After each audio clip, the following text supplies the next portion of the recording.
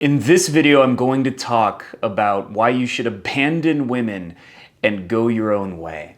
If you don't know, the MGTOW movement, the men going their own way movement, is basically the idea that the more you get involved with women, the worse off you end up being. So that basically the juice is not worth the squeeze when it comes to things like marriage, cohabitation, starting a family, that you're likely to get, lose half your money from divorce. My mom's currently dating someone who has lost millions, I believe, of dollars due to divorce. You'll lose a lot of money. You can lose the children. You can, all kinds of issues can come up. And that it's basically better to not involve yourself with women to different degrees. So this video is not suggesting that most men should just abandon women entirely. I don't think that's the case, but depending on where you're at in life, actually some level of going your own way is likely to be advantageous to you. Because let me put it this way, a lot of the biggest problems that I've seen my close friends get into, a lot of their greatest struggles came from their relationships with women, from being in toxic relationships, and from the struggles that created. I've seen guys completely ruin their lives because of their relationships with women. So it is important to be cautious and to be aware that you might want to be careful pedestalizing this idea that a relationship, that being with someone, that is going to fix your problems rather than make them worse. And so first I want to talk about who should go to the ultimate level of going their own way, where they shouldn't even pursue casual sex. They shouldn't even pursue one-night stands.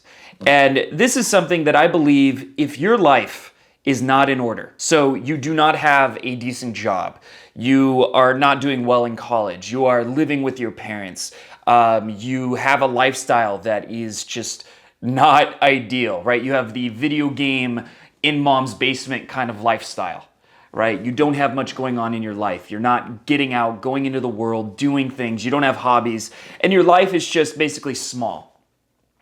Well, then getting women is not going to solve that. Even getting laid is not going to solve that. Now, socializing and talking to people, I think, is one of the first things you should do. But your express goal at that point shouldn't be to get laid if your life is not in order, right? If you don't have some of the basic fundamentals of a good life, where you're making a decent living, you're in decent enough shape, and your health is decent, like you're doing okay in some of those areas, fine. But if you're doing really badly in the core areas of life and your life is going downhill every year, you're worse off, right? Your weight gets worse, your financial situation doesn't get better, etc. Every year that happens, getting laid is not going to fix that, and that should not be your first priority.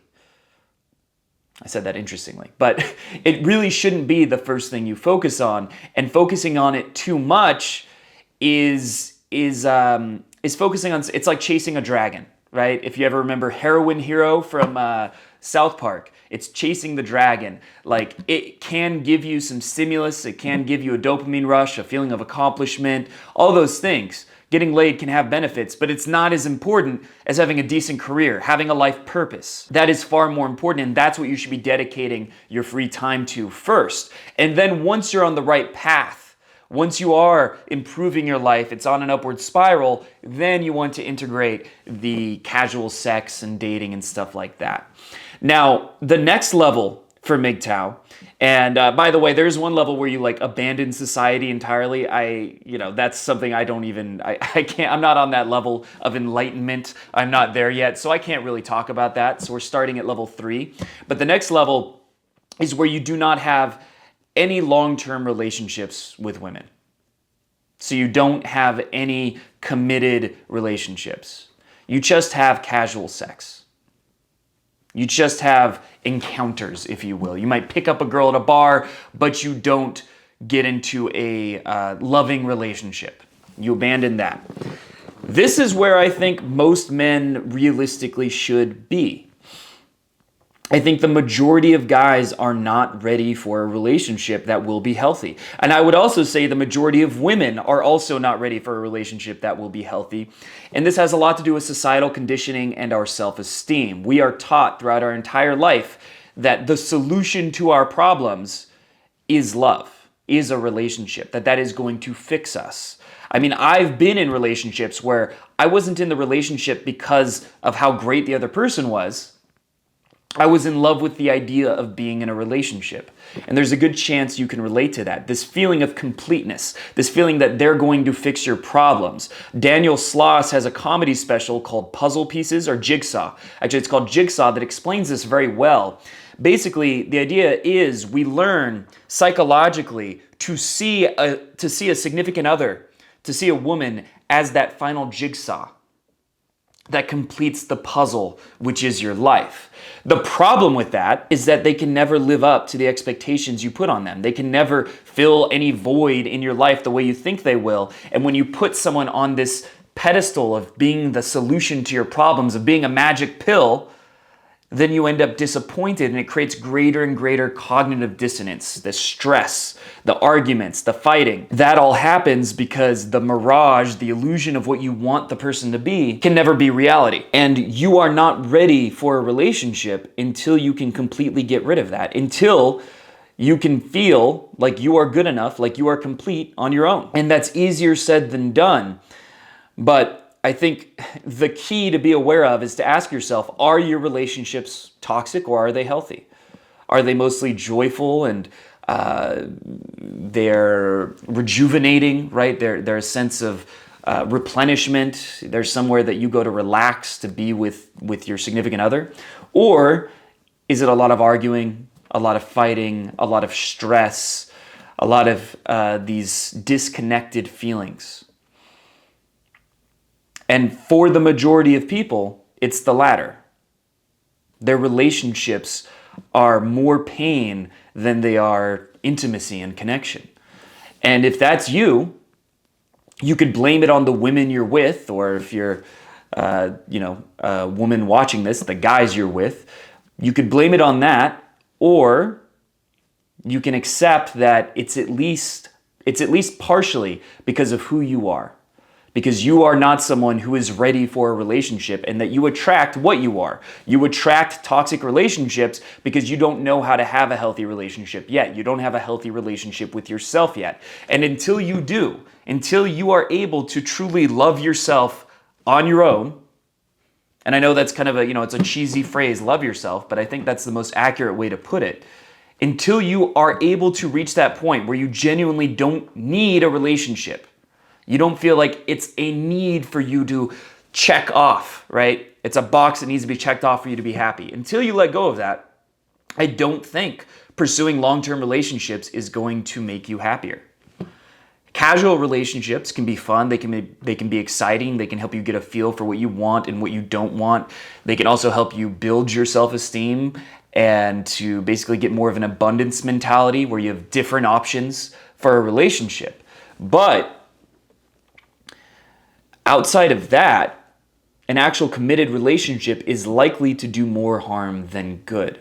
It is likely to be a period of stagnation rather than growth. That's what I see in a lot of relationships, and this has happened to me as well, where when you get in a relationship, you stop pursuing your purpose, and you gain weight, and your career gets worse, and this relationship takes all your attention and your energy and your vitality.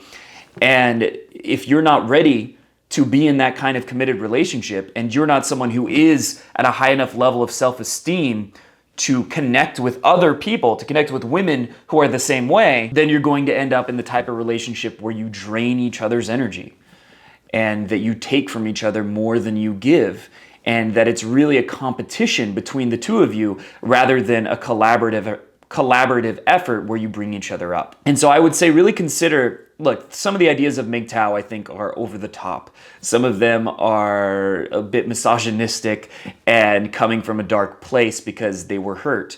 But people do genuinely get hurt by things like divorce and being cheated on without knowing it. And then the woman doesn't even take responsibility and acts like it's your fault that she was cheating on you. That hurts. So I get that. But that's where a lot of the mentality comes from, is the darkest side of things.